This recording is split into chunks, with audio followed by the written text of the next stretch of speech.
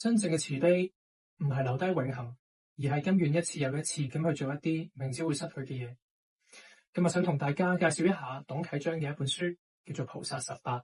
話說從前有一個人，佢喺夢入邊見過一座冰做嘅菩薩，佢用咗成世人，佢嘗試揾呢一座菩薩出嚟，攀山涉水，身邊嘅人都覺得佢好傻。喺其中一次嘅探險發生咗雪崩，佢同行嘅5個隊友全部都罹難，佢被一個陌生人救翻。醒翻嘅時候，居然就睇到同夢中一樣嘅冰菩薩，就放咗喺溪邊，太陽一出嚟就會融化。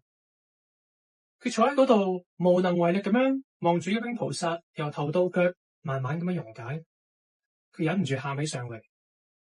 就喺呢個時候，遠處救咗佢一命蓬頭垢面嘅嗰個作冰人又再出現，佢推住木頭車慢慢行過嚟，車上邊係用乾草冚住嘅一塊新嘅冰。佢喺呢一刻先明白，冰菩薩從來唔係嗰一尊會融化嘅冰，而係嗰一個明知會化，仍然日復一日重新作冰嘅人。假如你心入邊都有一塊冰，無論點樣融化，你都唔捨得抌，或者呢一本書可以陪住你，等到下一塊冰嘅嚟臨。